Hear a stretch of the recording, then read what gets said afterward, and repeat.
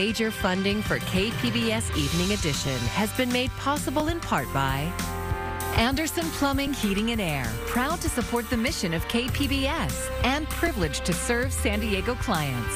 Anderson Plumbing, Heating and Air, helping homeowners maintain drain, heating, and cooling systems since 1978.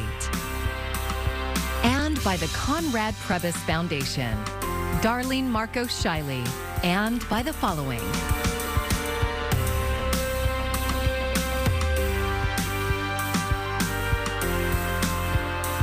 By viewers like you. Thank you.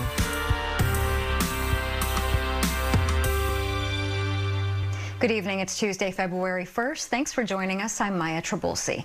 It was move it or lose it today for a number of people who were calling the streets of the Midway District their home. Bright and early, city crews moved in to make a clean sweep of an ever-growing homeless encampment. And as KPBS health reporter Matt Hoffman shows us, while some applauded the effort, others did not. In the Midway District, city crews are cleaning up the sports arena homeless encampment, similar to how they do downtown sweeps. Down on 12th and Imperial area, they do it all the time, I think they do it twice a week, I think. And out here, we're not used to doing it at all, at all. Rachel Kolzak stays in the encampment. She used to sleep downtown, so she's used to garbage trucks coming to haul away belongings. But she says it never gets easier. I'm tired as hell right now. I'm so tired. I've been running back and forth helping 20 different people. She was helping Wyatt, who says he's been homeless in San Diego for 35 years. He says without housing options, this encampment was created to survive. This right here is our solution. Okay, this is where we became a community, where we became as one, where we became self-sufficient. Because he is disabled, crews did not take away Wyatt's tent, but he says the cleanup sweeps take a mental toll. It's giving me stress and duress, okay? I need to go do things today, okay? Doctor's appointments and stuff, but I can't because of fear of walking off and coming back and nothing being here, okay? If you take everything I got, okay, what am I gonna do, freeze tonight?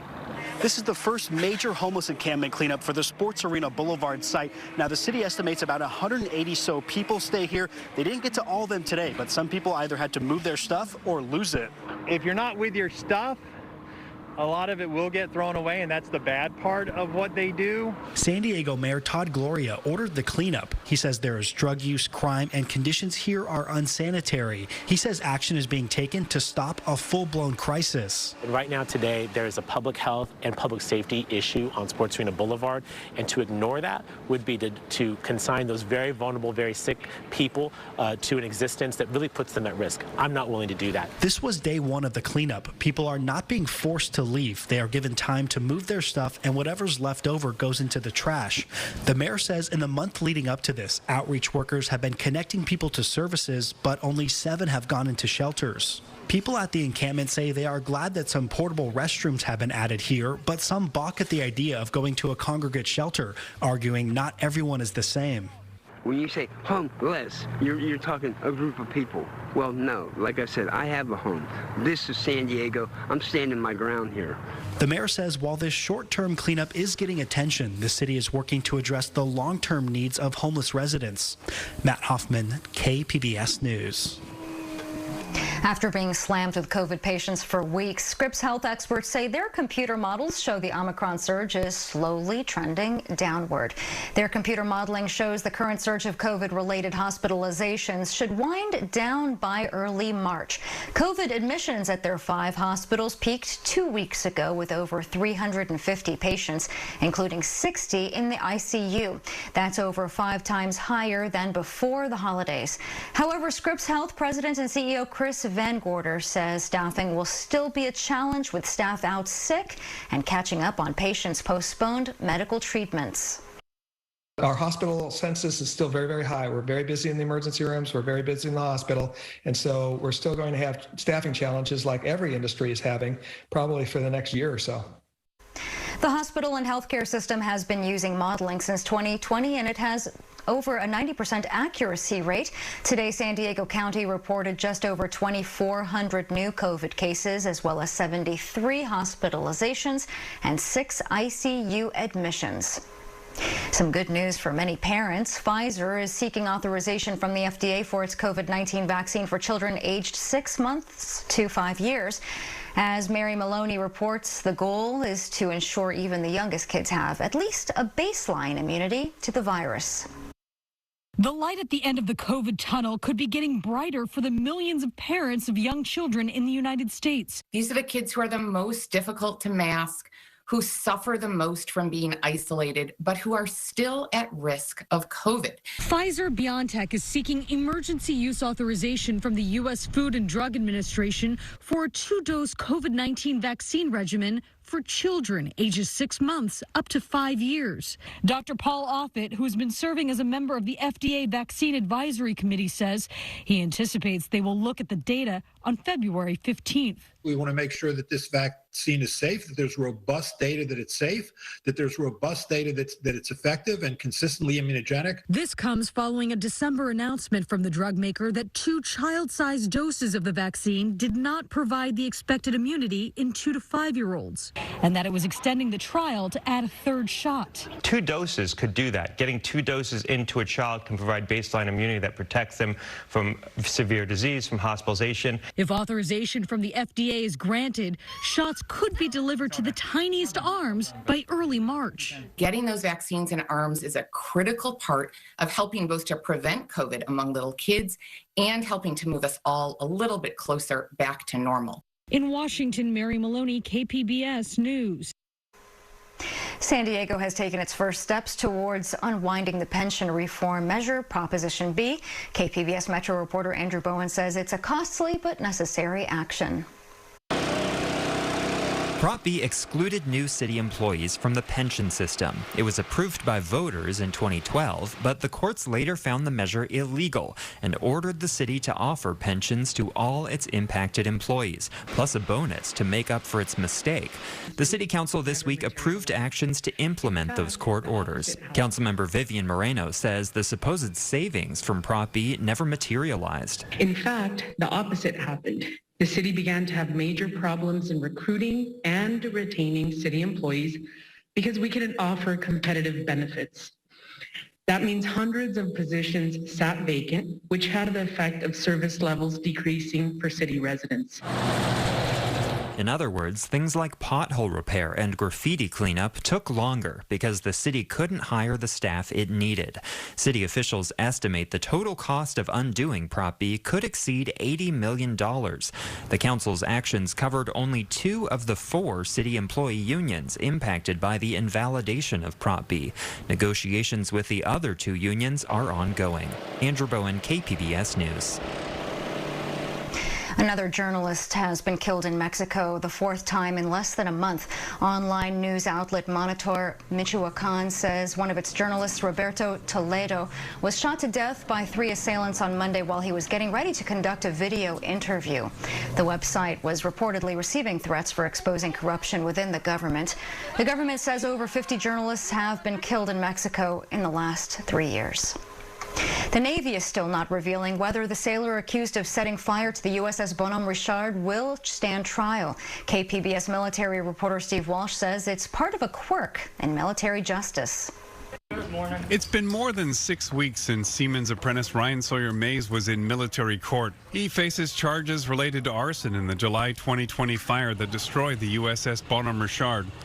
The head of the 3rd Fleet, Vice Admiral Stephen Kohler, has decided not to reveal the hearing officer's decision until he decides whether to accept her recommendation. Robert Muth is with the Veterans Legal Clinic. He says it's something peculiar to military justice. If you can imagine an environment where they are deployed or underway, a commander would want to be able to have the power to ensure that his troops are behaving in his or her intended fashion.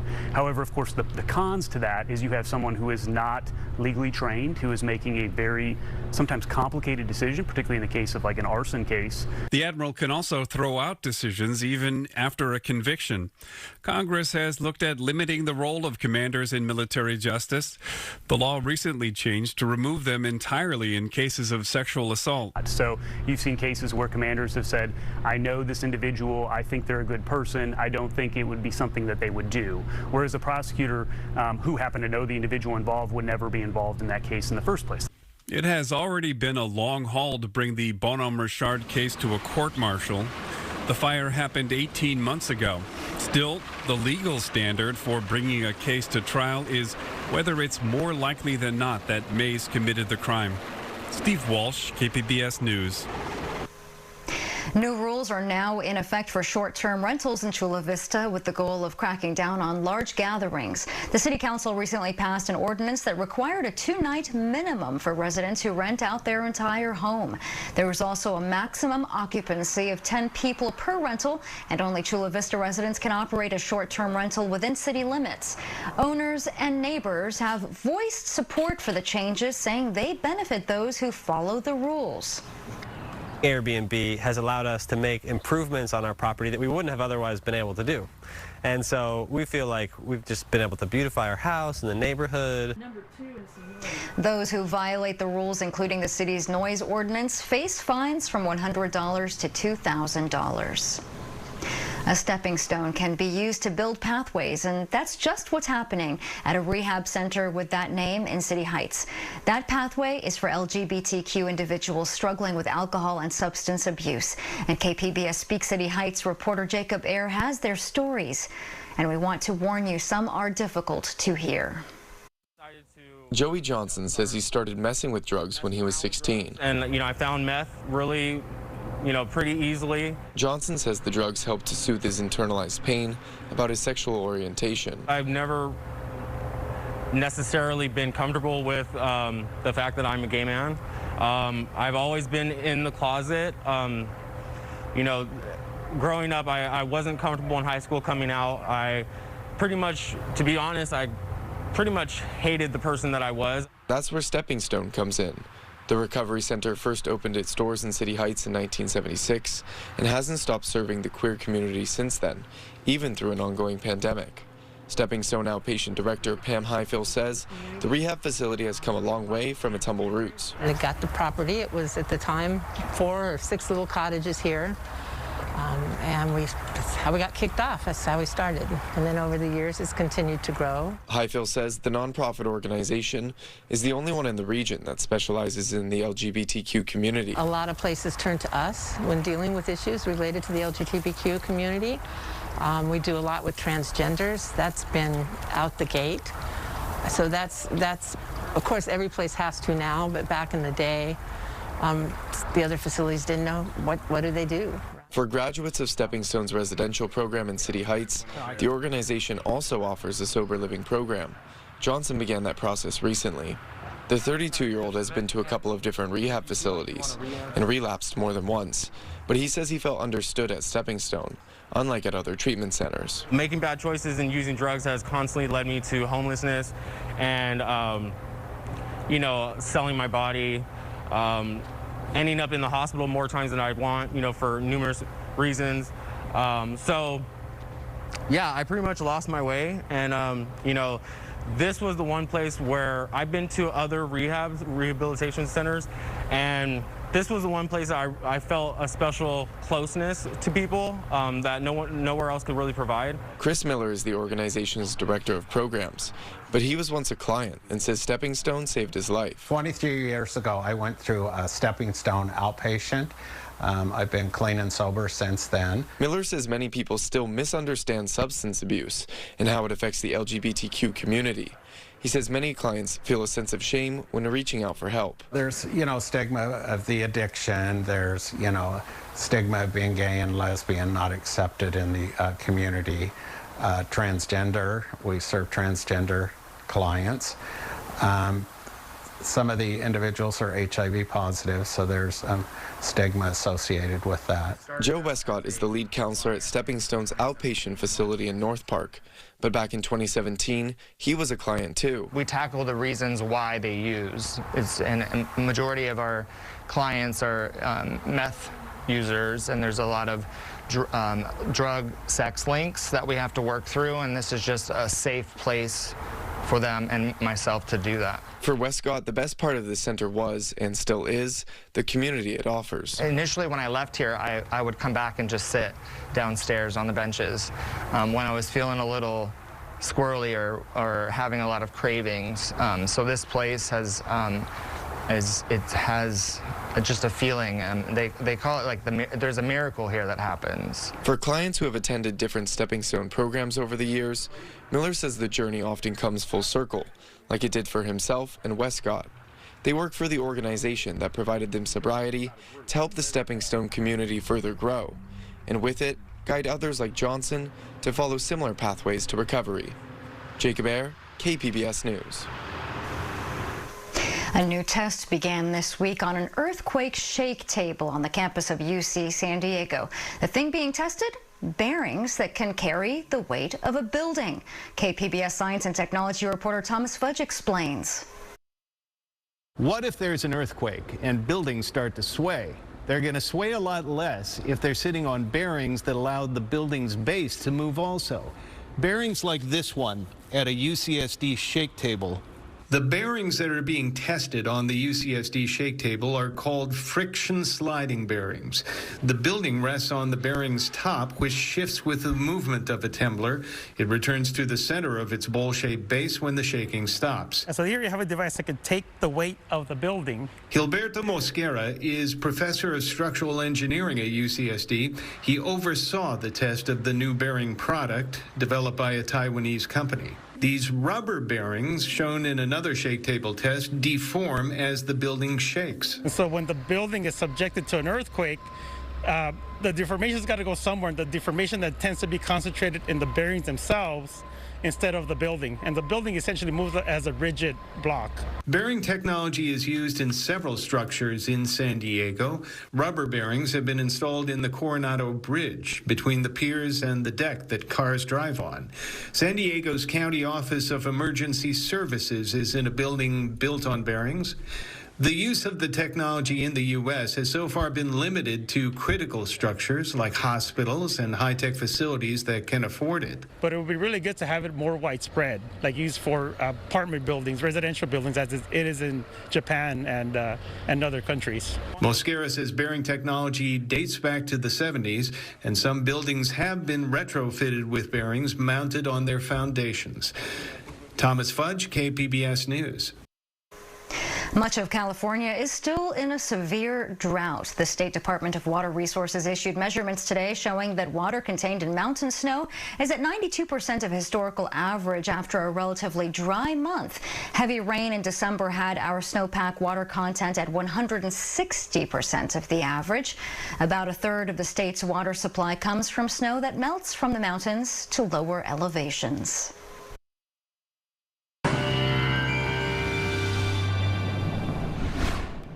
A little bit of a flip in the pattern here over the next couple of days as our winds turn offshore again.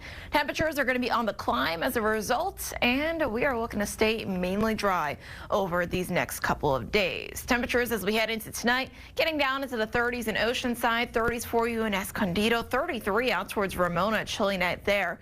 47 in San Diego, 42 for you tonight in El Cajon. The big story here is again that big dip in the jet stream just off to our east, allowing for colder air to come south and also the winds to pick up. So as our winds turn offshore here tonight and tomorrow, they're likely going to get a little bit gustier too. So we'll keep a close eye on that moving forward. Temperature wise on your Wednesday, we're looking at highs in the low 60s in Borrego Springs, upper 30s in Mount Laguna. A chilly day for us there. 64 in Chula Vista, 65 in San Diego. But again, it's important to remember the trend, and the trend shows warming air over the next couple of days. Thursday, nice dry day here for most of us into California and Nevada as that colder air begins to shift off to the east, thankfully away from us, and our temperatures are going to be rebounding. Near the coast, temps are looking to stay in the low to mid 60s for you Wednesday and Thursday, but we'll get into the upper 60s Friday, Saturday, 70s by the time we get into Sunday. Further inland, low to mid 60s for you as we head towards Thursday, upper 60s Friday, low 70s on the board with plenty of sunshine Saturday and Sunday. I mentioned that chill here in the mountains for you both Wednesday and Thursday, highs only in the 30s, but we do get back up into the low to mid 40s for you Friday, Saturday, and heading into Sunday. Some gusty winds likely there for you in the mountains over the next couple of days. And in the desert, low 60s through Friday, getting up into the upper 60s, maybe even closing in on 70 there as we head into the weekend. For KPBS News, I'm meteorologist Jessica Pash. A new normal is what experts say we can expect from the restaurant industry. In the 2022 State of the Restaurant report, the National Restaurant Association says restaurants may not return to what they once were before the pandemic, but the outlook is not bad. Instead, thanks to new technology, changes in consumer behavior, and dining preferences, the group says sales will grow from $864 billion in 2019 to $898 billion this year. Still, only a quarter of restaurant operators believe their business will turn a bigger profit this year because of supply issues, employee retention, and rising costs. Americans are taking a hit at the grocery store. Inflation, supply chain issues, and the impact of the Omicron COVID-19 variant are driving up the cost of food. Gabe Cohen explains why prices are skyrocketing and what you can do about it. It's real tough. For Mike Crowder, finding affordable food has been difficult. He's battling cancer and living on a tight budget. It's hard for me to get out here and work and be around people. Sometimes, you just have to do without some things to eat. Grocery costs keep climbing on everything from meat to seafood, produce, cereal, and much more, with overall prices up 9% from a year ago. It feels like I'm paying a lot more at the register when I finally do check out. Now, big-name brands are raising prices. Kraft Heinz is the latest, announcing hikes on Velveeta cheese, Oscar Mayer meats, coffee, and Kool-Aid, joining General Mills, Campbell's Soup, and Procter & Gamble, which is raising the price of Tide laundry products. So they put off as long as possible, and now we're going to feel the effect of that for the next few months. The entire food supply chain is facing surging costs, congestion, and a labor shortage, which have hardly improved. The number of cargo ships parked off the California coast hit a record high in January, with more than 100 still waiting, even after the ports unloaded 13% more containers than ever before in 2021. The cost of ingredients, packaging, and transportation keeps skyrocketing. The extraordinary cost pressure that we're seeing across all different businesses right now is landing in that last resort, and that's why you're seeing the inflation. And Omicron is adding to it, peeling workers from warehouses, processing facilities, and grocery stores. This month, U.S. pork production dropped 8% in just a week, with staff sick or quarantined. With fewer employees, distributors are cutting orders to some grocery stores by 20 to 40%. It's been whack-a-mole. It's one item one day and then, a completely different segment the next. And demand for groceries keeps surging, with people stuck at home and inflation at a 39-year high. A lot of times you're limited with what you can get. A recent survey found 37% of customers are very concerned about shortages seen on items like pet food, paper goods, and cream cheese. There's just not as many things on the shelves. The Biden administration says they're working to ease inflation, accusing some of the largest meat processors of raising prices just to drive up profits. But experts are projecting more grocery price hikes in the months ahead. Well, you have to be really strategic and intentional. Beth Monsell runs a blog about cooking on a budget. Her advice? Look for sales flyers before shopping, join store loyalty programs, and plan meals around cheap filling items like rice and beans, as well as shelf-stable ingredients like frozen vegetables. Because every time you throw food away, you're literally just throwing money in the garbage. Every dollar counts for families struggling to eat these costs. It's going to be kind of hard, but I just got to get out here and find something to do and make it work. I'm Judy Woodruff. Tonight on the NewsHour, what parents need to know about a possible vaccine for children younger than 5. Coming up at 7 after Evening Edition on KPBS.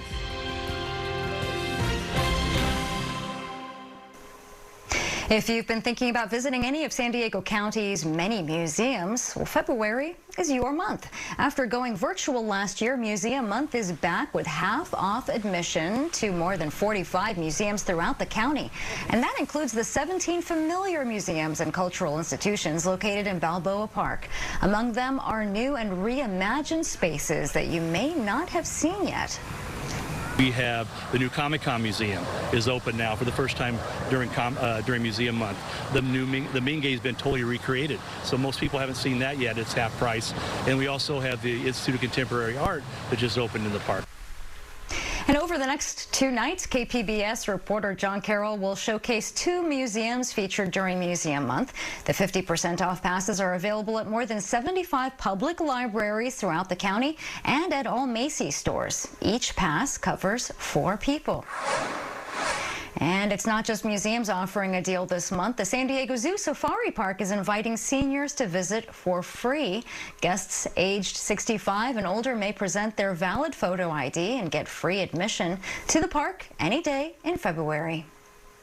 And one very lucky San Diegan is $489,000 richer tonight. A lottery ticket with 5 winning numbers, but missing the Powerball number was sold in a local supermarket. The ticket was sold on Monday at the Vaughn Supermarket on Saturn Boulevard, and it's worth $489,235. The next drawing will be tomorrow with a $123 million jackpot. The odds of matching all 5 numbers and the Powerball number is 1 in about 293 million. So good luck to you. You can find tonight's stories on our website, kpbs.org. Thank you so much for joining us tonight. I'm Maya Trabulsi. Good night. Major funding for KPBS Evening Edition has been made possible in part by Anderson Plumbing, Heating and Air, proud to support the mission of KPBS and privileged to serve San Diego clients. Anderson Plumbing, Heating and Air, helping homeowners maintain drain, heating, and cooling systems since 1978. And by the Conrad Prebys Foundation, Darlene Marco Shiley, and by the following.